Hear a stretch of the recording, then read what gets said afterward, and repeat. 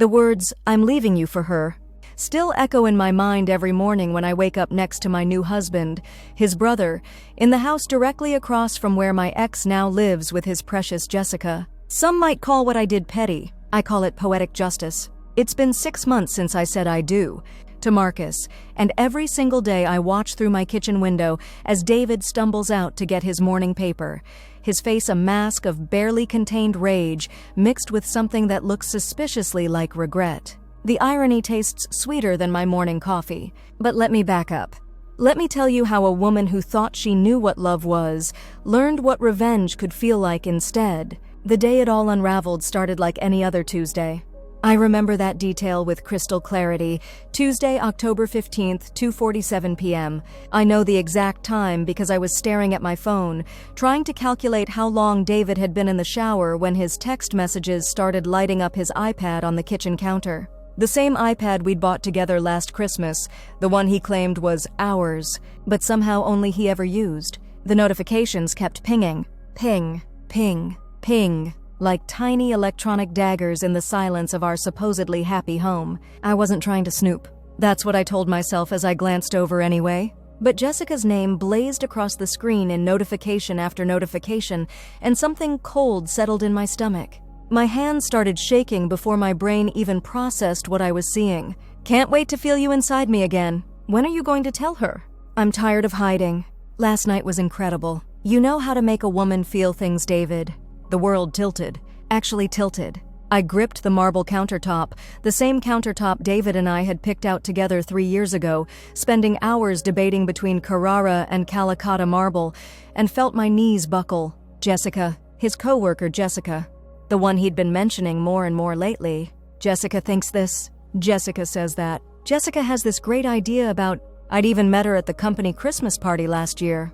Shook her hand, complimented her dress, smiled while she looked me in the eye and told me how lucky I was to have such an amazing man. My fingers moved without conscious thought, swiping through the messages. Months of them. Months and months of secret messages, stolen moments, planned meetups. Pictures that made my stomach lurch. Plans for their future together. Their future. The bathroom door opened upstairs, and panic shot through me like electricity. I set the iPad down exactly where I'd found it, my hands trembling so violently I almost dropped it.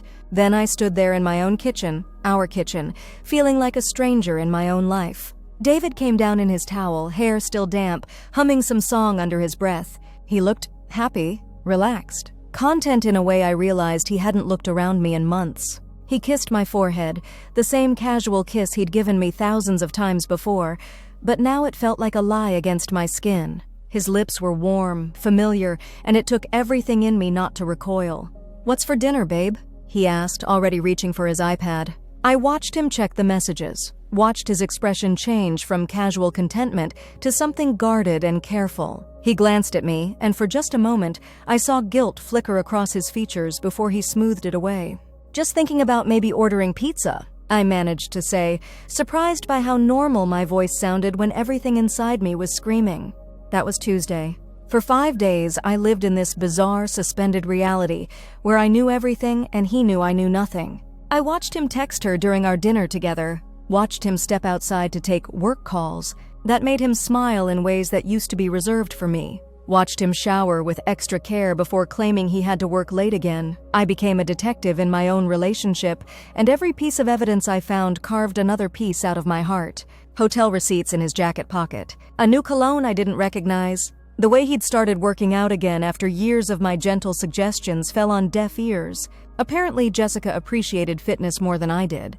The worst part wasn't the betrayal itself. It was how obvious it became that I'd been the only one fighting for our relationship for months, maybe years. The late dinners I'd prepared that he'd barely touched. The weekend trips I'd suggested that he'd found excuses to avoid. The conversations about our future that he'd deflected with work stress or financial concerns. I'd been planning our life together while he'd been planning his escape. Sunday night I finally broke. I was lying in bed next to him, listening to him breathe, watching him sleep so peacefully while my entire world crumbled around me. He looked young in sleep, like the David I'd fallen in love with 7 years ago, the David who used to bring me coffee in bed on Sunday mornings, the David who used to trace patterns on my back while we talked about having kids someday. I must have made some sound, a sob maybe, or just a broken breath, because his eyes opened. "Hey," he said softly, reaching for me in the dark. "What's wrong?" And God help me, for just a second I almost told him. Almost confessed that I knew everything and begged him to choose me. Almost degraded myself by fighting for a man who'd already decided I wasn't worth fighting for. Instead, I heard myself say, "I love you." He squeezed my hand.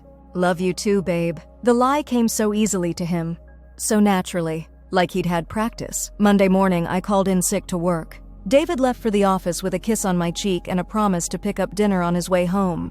"Italian sound good?" he asked, and I nodded because what else was I supposed to do? After his car disappeared down our street, I sat in the silence of our house and tried to figure out how to survive this. How to pick up the pieces of a life I'd built with someone who'd been systematically destroying it behind my back. I called my sister first. Sarah answered on the second ring, and the moment I heard her voice, the dam finally broke. "He's cheating," I managed between sobs. "David's cheating on me with someone from work, and I don't know what to do." Sarah lived 3 states away, but she might as well have reached through the phone and held me. "Oh, honey. Oh, my sweet girl. Are you sure?" I told her about the messages, about the months of distance, about the way he looked at his phone like it contained something precious that had nothing to do with me. Sarah listened without interrupting, making soft noises of comfort that somehow made me cry harder. "What do you want to do?" she asked when I finally ran out of words. "I don't know. I don't know anything anymore. I thought we were solid, Sarah. I thought we were planning a future together. I've been such an idiot." "You're not an idiot. You're someone who loved fully and trusted completely. That's not something to be ashamed of." But it felt like something to be ashamed of. It felt like I'd been living in a fantasy while everyone else could see the truth. "Do you want me to come down there?" Sarah asked. I almost said yes. Almost begged her to drop everything and drive down to hold me while I fell apart. But something stopped me. Some instinct that told me I needed to face this alone, at least for now. "Not yet," I said. "I need to figure out what I'm going to say to him first." We talked for another hour, and by the time I hung up, I felt marginally more human. Still broken, still lost, but like maybe I could survive long enough to figure out what came next. I spent the rest of the day in a strange state of hyper-awareness. Everything in our house felt different now that I knew it was all temporary. The wedding photos on the mantle looked like pictures of strangers. The furniture we'd picked out together felt like props in someone else's life. I found myself memorizing details I'd never paid attention to before.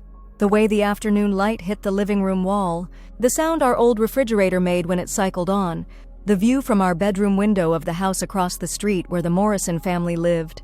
The Morrison family, including Marcus Morrison, David's older brother. I'd always liked Marcus. He was quieter than David, more thoughtful. He'd been married to a woman named Claire for about 10 years, but she'd left him 2 years ago for someone else. The divorce had been brutal, and Marcus had thrown himself into work afterward. He was a successful architect, owned his own firm, and from what David had told me, he'd never quite gotten over Claire's betrayal. It's funny how certain thoughts can just appear in your mind fully formed, like they've been waiting in the shadows for the right moment to emerge. Marcus would understand what I was going through. I pushed the thought away as soon as it formed. I had bigger problems than wondering about my soon-to-be ex-boyfriend's brother's emotional state. David came home that evening with Italian takeout and a guilty smile. He'd brought tiramisu, my favorite dessert, and I knew without asking that it was because he'd been with her that afternoon. The guilt gifts had been happening for weeks, I realized. Flowers for no reason. My favorite coffee creamer appearing in the fridge. Little gestures that I'd interpreted as renewed affection, but now recognized as payoffs for his conscience. We ate dinner while he told me about his day, carefully editing out any mention of Jessica, I was sure. He asked about my day, and I found myself studying his face while I made up a story about feeling under the weather and staying in. "You feeling better now?" he asked, reaching across to touch my forehead like he was checking for fever. "Much," I lied. That night, he made love to me with an intensity that caught me off guard. Afterward, while he slept, I stared at the ceiling and wondered if he'd been thinking about her the entire time. If every touch, every kiss had been a comparison. If I'd measured up, or if I'd just been a convenient substitute until he could be with who he really wanted. Tuesday came and went. Then Wednesday. I kept waiting for him to say something, to confess, to end this nightmare of pretending. But he seemed perfectly content to live this double life indefinitely. Thursday evening, everything changed. I was in the kitchen making dinner when I heard his key in the front door. But instead of his usual, "Hey babe, I'm home," there was just silence. Long, heavy silence that made something cold settle in my stomach. I found him standing in the living room, still in his coat, holding his phone. His face was pale and he looked resigned, like he'd finally run out of energy to keep pretending. "We need to talk," he said. Those 4 words. The 4 words that everyone knows mean the end of everything. I sat down on our couch. The couch where we'd spent countless evenings watching movies, where he'd proposed to me 3 years ago, where I'd imagined our future children playing someday, and waited for him to destroy my life. He sat across from me, not beside me, and that distance felt like a chasm. "I don't know how to say this," he began, and I wanted to scream at him that there was no good way to say it, so he might as well just get it over with. "I've been thinking about us a lot lately. About our relationship, about what we want, about where we're heading." He paused, running his hands through his hair in that gesture I used to find endearing. "I think we want different things." I stared at him. After everything I'd discovered, after all the evidence of his betrayal, he was going to make this about incompatibility, about growing apart, about anything except the fact that he'd been fucking his coworker for months. "Different things," I repeated. "I know this is hard to hear, but I think we've been forcing something that isn't working anymore.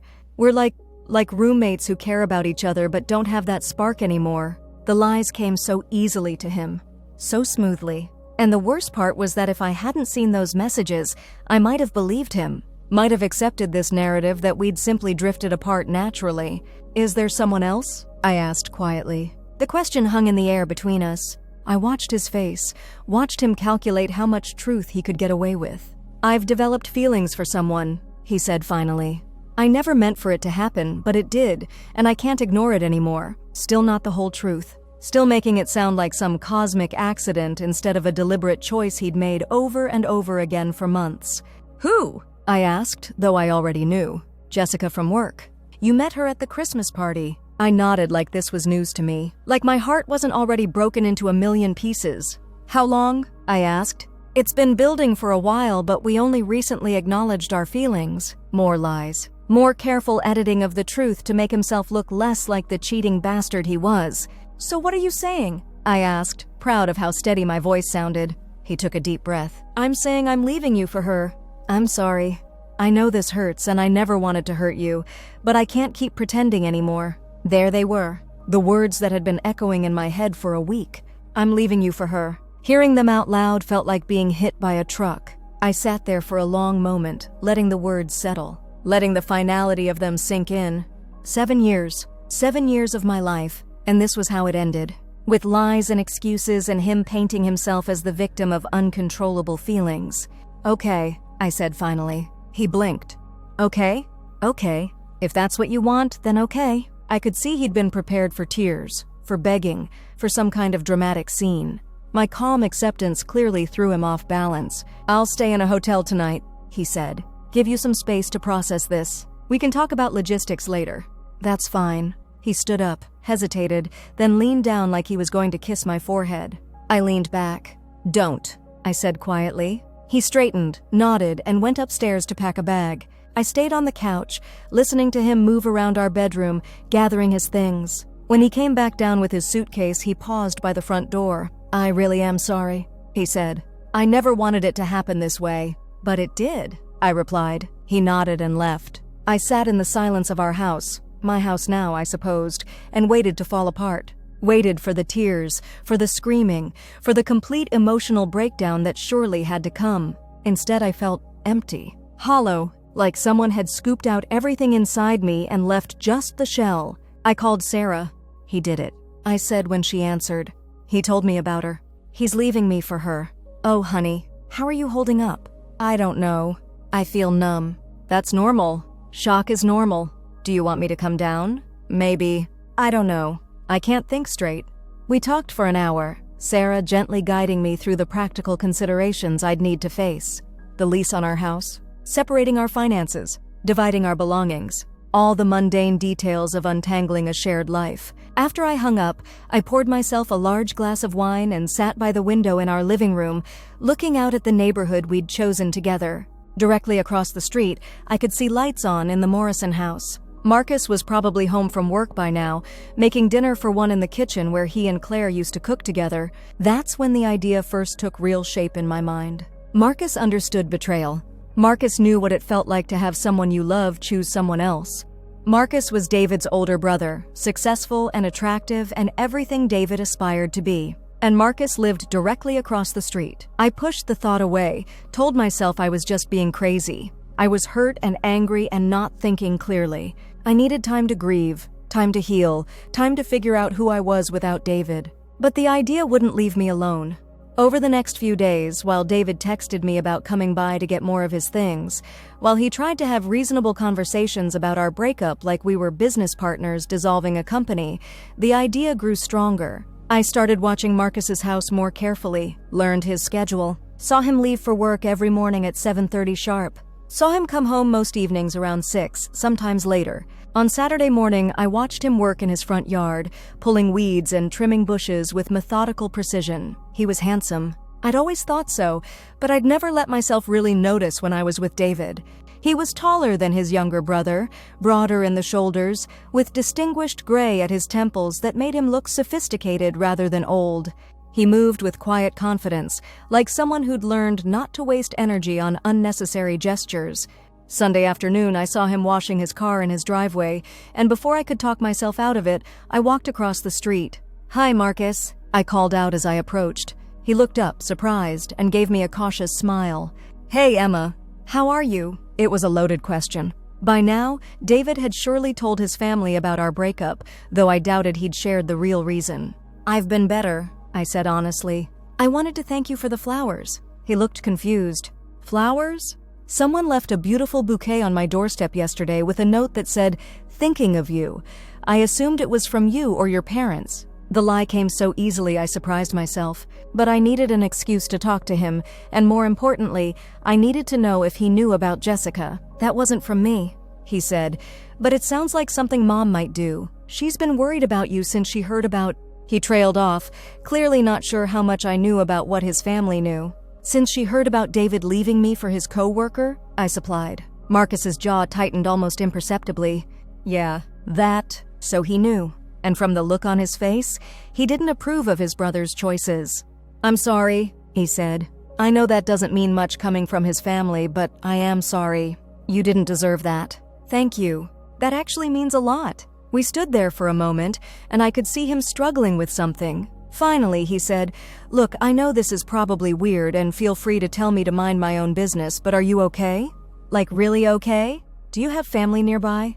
Support?" The genuine concern in his voice caught me off guard. When was the last time David had asked if I was really okay about anything? "My sister's in North Carolina," I said. "My parents are in Florida, so no, not really. But I'm managing. If you need anything," he said, "and I mean anything, help with the house, someone to call if there's an emergency, whatever, I'm right across the street. Okay?" I felt tears prick my eyes for the first time since David had left. Not because I was sad, but because someone was being kind to me without wanting anything in return. "Thank you," I managed. "That means more than you know." He nodded and went back to washing his car, and I walked back to my house with my heart beating faster than it had in days. That night, I made a decision. I was going to get to know Marcus Morrison better, not because I was in love with him. I barely knew him. Not because I was ready for a new relationship. I was still processing the end of my last one. But because David had taken 7 years of my life and replaced me with someone else like I was disposable, and if there was a way to make him understand what that felt like, I was going to find it. The next morning, I baked chocolate chip cookies. From scratch, using my grandmother's recipe, the way I used to do when David and I were first dating and I was still trying to impress him. Then I walked across the street and knocked on Marcus's door. He answered in jeans and a navy sweater, holding a cup of coffee, and for a moment I lost my nerve entirely. He looked so much like David around the eyes, but there was something steadier about him, something more solid. "Emma," he said, surprised. "Everything okay?" "Everything's fine," I said, holding up the plate of cookies. "I made too many and thought you might like some. As a thank you for yesterday." You didn't need to do that, but I definitely won't say no to homemade cookies. He stepped aside.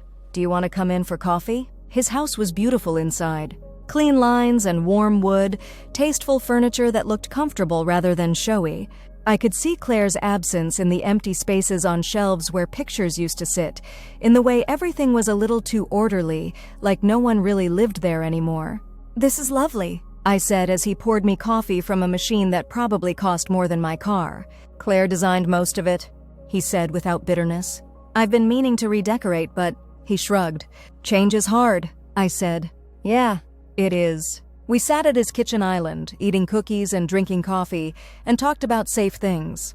The neighborhood, his work, my job at the marketing firm. He was easy to talk to, a good listener who asked thoughtful questions and didn't try to fill every silence with words. After an hour, I reluctantly said I should get going. He walked me to the door and thanked me again for the cookies. Maybe I can return the favor sometime, he said. Take you to dinner or something, if you're up for it. I know you probably need time to... I'd like that, I interrupted. I'd like that a lot. He smiled, and I realized it was the first time I'd seen him really smile since Claire left. It transformed his whole face, made him look younger and more like the David I'd fallen in love with years ago, but warmer somehow. Great. How about Saturday? There's this Italian place downtown that's supposed to be amazing. Italian sounds perfect. Walking back across the street, I felt something I hadn't felt in months. Anticipation. Not the desperate hope I'd carried through the last year with David, wondering if he'd notice me or choose me or love me the way I loved him. Just simple, uncomplicated anticipation for something nice. The fact that David would absolutely lose his mind when he found out was just a bonus. Saturday night arrived faster than I'd expected. I spent an embarrassing amount of time getting ready, trying on dresses and discarding them, doing my makeup twice because the first attempt looked like I was trying too hard. Finally, I settled on a simple black dress that fit well without being obvious about it, minimal makeup, and my grandmother's pearl earrings. I looked like myself, just more. Marcus picked me up at 7 in a car that was characteristically understated but clearly expensive. He looked gorgeous in a charcoal suit, no tie, and I caught him looking at me with something like surprise when I answered the door. "You look beautiful," he said simply. "Thank you. You clean up pretty well yourself." The restaurant was perfect, intimate without being romantic, excellent food without being pretentious. We talked about everything and nothing. His work on a new office building downtown, my frustration with my boss who took credit for everyone else's ideas, books we'd read, places we wanted to travel. He told me about his divorce, not in a bitter way, but with the kind of hard-won wisdom that comes from surviving something terrible. The worst part wasn't that she left, he said over dessert. It was realizing how long I'd been pretending everything was fine when it wasn't. How much energy I'd put into trying to save something that was already over. I knew exactly what he meant. David and I were like that too, I found myself saying. I kept thinking if I just tried harder, if I was better somehow, he'd come back to me.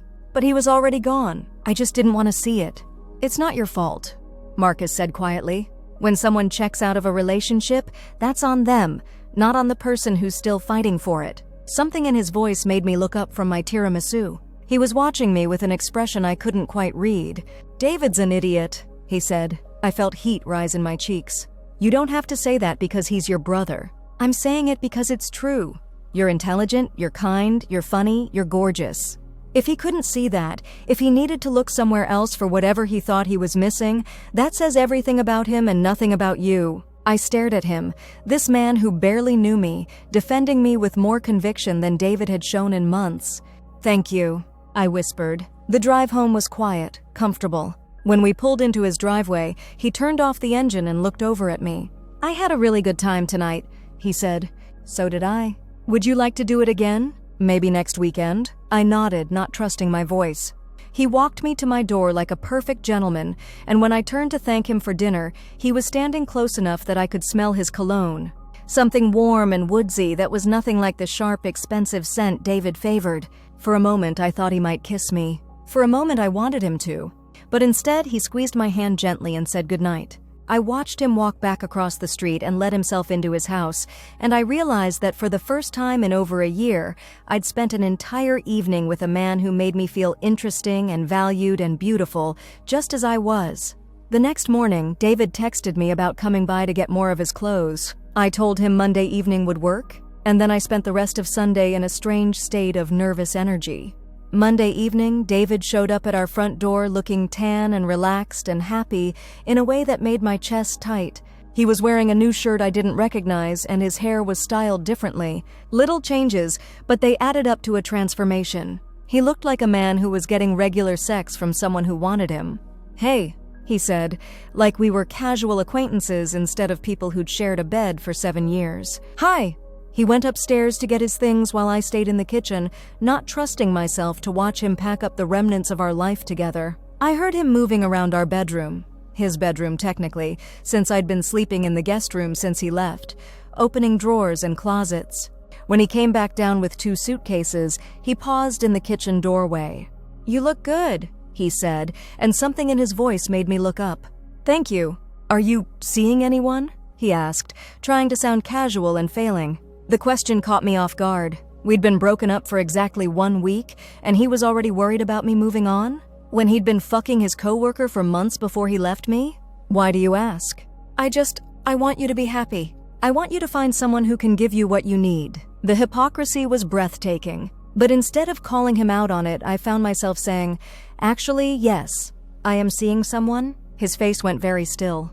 "Already?" "We went out Saturday night." "Who?" The question came out sharper than he'd intended. I could have made something up. Could have protected his feelings the way I'd been protecting them for months. Instead, I looked him straight in the eye and said, "Marcus." The silence that followed was deafening. David's face went through several emotions in rapid succession: confusion, disbelief, anger, and something that looked like panic. "Marcus," he repeated. "Your brother, yes." "You're dating my brother?" "We've had 1 date. But yes, I'm interested in seeing where it goes." David set down his suitcases with more force than necessary. That's fucked up, Emma." "Is it?" I asked calmly. "How is it any different from you dating your coworker?" "It's completely different. He's my family. And Jessica was my friend. I shook her hand at your Christmas party, David. I smiled at her and told her how pretty her dress was while she was fucking my boyfriend behind my back." He flinched. "That's not the same thing." "You're right.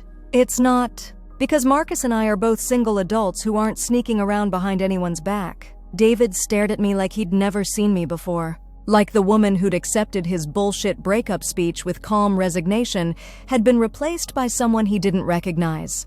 "You're doing this to hurt me," he said. "I'm doing this because I like him," I replied, "and because he treats me like I matter." That hit home. I could see it in the way David's jaw tightened, in the way his hands clenched into fists. "You can't seriously think this is a good idea," he said. "He's my brother, Emma. This is going to tear my family apart. Your family seems fine with it so far." Another lie, since I hadn't actually met with his parents yet, but the look of panic that crossed David's face was worth it. "You told my parents?" "Marcus is a grown man, David. He doesn't need permission to date someone." David picked up his suitcases again, his movements jerky with suppressed anger. "This is insane." "You're being vindictive." "Maybe," I said. "But I'm also being happy. For the first time in months, I'm actually happy. Isn't that what you wanted for me?" He stared at me for a long moment, and I could see him struggling with the realization that he wasn't actually okay with me being happy if it didn't include him being happier. "This won't last," he said finally. "Marcus isn't over Claire. He's just using you to feel better about himself." The words were designed to hurt, and they did. But they also revealed exactly how threatened David felt by the idea of his older brother having something he'd thrown away. "Maybe," I said again. "I guess we'll see." He left without another word, slamming the door hard enough to rattle the windows. I stood in my kitchen, heart racing with adrenaline, and realized that seeing David's face when I told him about Marcus had been the most satisfying moment I'd had in months. That night, Marcus texted me. "David just called me. He's not happy about us going out." I stared at the message for a long time before responding. "Are you having second thoughts?" "Not even close." "Are you?" "No." "Good. Because I was hoping you'd let me cook dinner for you this weekend. I make a mean seafood risotto." I smiled at my phone like a teenager. "I'd love that." "Perfect. Saturday at 7? It's a date." And just like that, I was looking forward to Saturday again. The week passed in a strange blur. David texted me twice, both times about practical matters, but really fishing for information about Marcus and me. I kept my responses brief and polite, giving him nothing to work with. Meanwhile, Marcus and I exchanged messages throughout the week. Nothing deep or profound, just the kind of easy conversation that comes naturally when you actually enjoy someone's company. He sent me a picture of the ingredients for Saturday's dinner, asking if I had any food allergies he should know about. I sent him a photo of the wine I'd bought to go with dinner, and he responded with a thumbs up and a smiley face that made me ridiculously happy. Saturday evening, I walked across the street in a sundress and sandals, carrying wine and the anticipation of another evening with someone who made me feel like the best version of myself.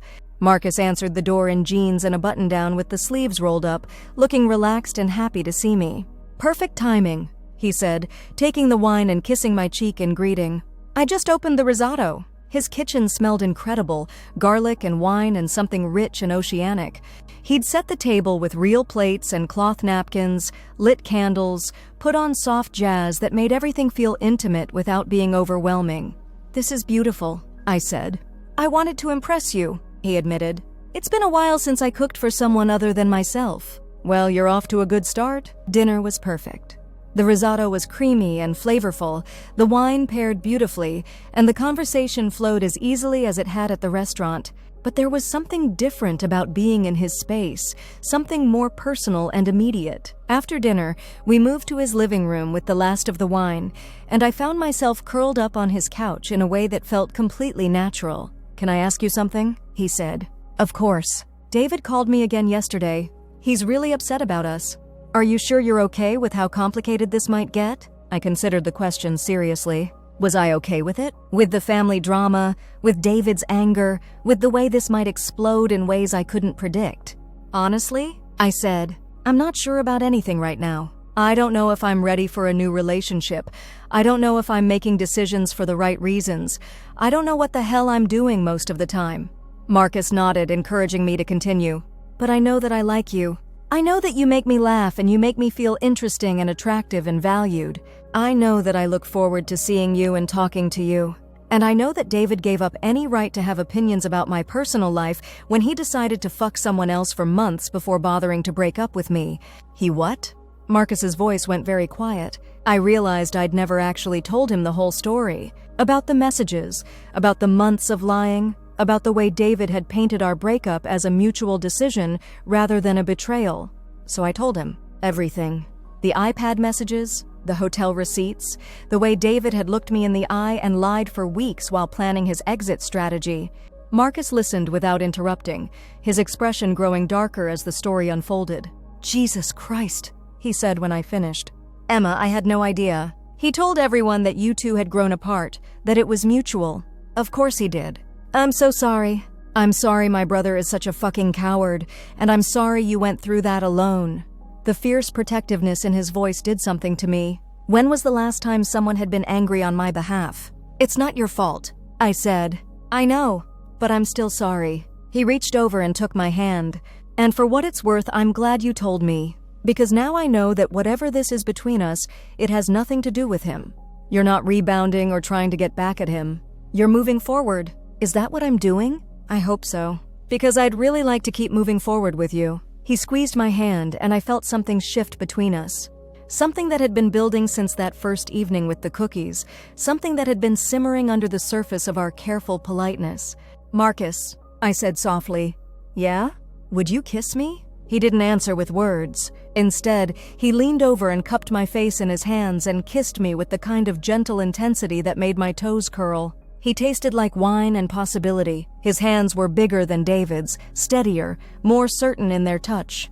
When he deepened the kiss, I made a sound I hadn't made in months, pure want, uncomplicated by anxiety or insecurity. We made out on his couch like teenagers, and when he finally pulled back, we were both breathing hard. "Stay tonight," he said against my lips. I shouldn't. "Why not?" I couldn't think of a single good reason that didn't involve David's potential reaction, and David had forfeited the right to influence my decisions. "Okay," I whispered. He smiled and kissed me again, and then led me upstairs to his bedroom. Making love with Marcus was nothing like being with David. Marcus was patient, thorough, generous in a way that made me realize how selfish David had become in bed over the years. He paid attention to what I liked, asked what I wanted, made sure I came before he did. Afterward, lying in his arms in the dark, I felt something I hadn't felt in years. Satisfied, Not just sexually, though that was certainly part of it, but emotionally. Like I was exactly where I was supposed to be. "Are you okay?" he asked, stroking my hair. "Better than okay?" "Good." Because I was hoping this wasn't just a one-time thing. I propped myself up on his chest and looked at him in the dim light filtering through his curtains. "What are you saying?" "I'm saying I'd like to keep seeing you. Officially. As in, I'd like you to be my girlfriend, and I'd like to be your boyfriend, and I'd like everyone to know about it, including my pain-in-the-ass little brother." I felt a smile spread across my face. "I'd like that too." "Yeah?" "Yeah." He pulled me down for another kiss, and I realized that somewhere in the process of getting revenge on David, I'd accidentally found something real. The next morning, I woke up in Marcus's bed to the smell of coffee and bacon. I found him in the kitchen wearing jeans and nothing else, cooking breakfast and humming under his breath. "Good morning, beautiful," he said when he saw me, pulling me into his arms for a kiss that tasted like coffee and contentment. "Good morning yourself, handsome." We ate breakfast together, and then I reluctantly said I should go home and shower before work. Marcus walked me to the door, and as I stepped outside, I saw David's car parked in my driveway. He was sitting on my front steps, still in yesterday's clothes, looking like he'd been there for hours. Marcus saw him too and tensed beside me. "Want me to handle this?" he asked quietly. "No," I said. "I've got it." Marcus kissed my forehead and went back inside, but I could see him watching through his window as I walked across the street to face whatever David had come to say. "Morning," I called out as I approached. David looked up, and I was shocked by how terrible he looked. His eyes were red-rimmed, his hair was a mess, and he looked like he hadn't slept in days. "Did you sleep with him?" he asked without preamble. "That's none of your business." "Did you sleep with my brother, Emma?" The desperation in his voice was almost funny. Almost. "What are you doing here, David?" "I needed to see you. To talk to you." This whole thing with Marcus is insane. "Why is it insane?" "Because you're doing it to hurt me." "You know what hurt me?" I said, my voice rising. "Finding out that my boyfriend had been cheating on me for months.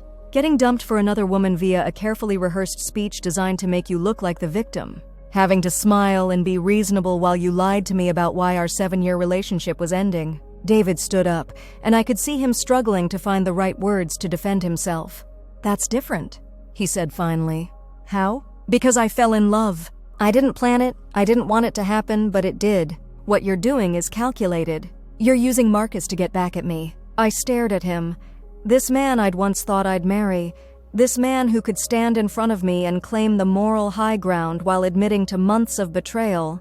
"You're right," I said quietly. "I am using Marcus." David's face lit up with vindication. "I'm using him," I continued, "to remember what it feels like to be with someone who thinks I'm worth his time and attention. I'm using him to remember what it's like to have someone ask how my day was and actually listen to the answer. I'm using him to remember what it's like to feel beautiful and interesting and valued." David's expression shifted as my words hit home.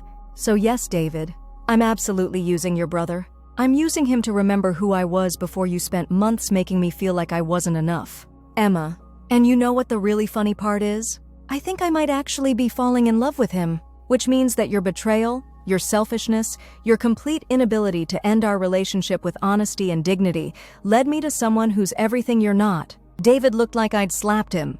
"You don't love him," he said. "You barely know him. I know he's never lied to me. I know he's never made me wonder if I was imagining problems in our relationship. I know he's never made me feel like I had to compete for his attention. This is ridiculous. You're going to destroy our family over a rebound relationship. I'm not destroying anything. I'm building something new, with someone who actually wants to build it with me." David stood there for a long moment, looking lost and angry and smaller than I'd ever seen him. "This isn't over," he said finally. "Yes, it is. We're over, and your opinion about my relationship with Marcus is irrelevant. Go home to Jessica, David. Go be happy with the woman you chose. But don't you dare try to make me feel guilty for choosing happiness too." I walked past him to my front door, and I didn't look back. That evening, Marcus texted me, "Everything okay after this morning?" "Everything's perfect." "What are you doing for dinner?" "Hoping you'll let me take you out. I know a great little sushi place." It's a date, and it was. The first of many. Over the next few weeks, Marcus and I fell into an easy routine. Dinner dates, movie nights, long conversations that lasted until the early hours of the morning. He met my sister when she came down for a visit, and Sarah loved him immediately.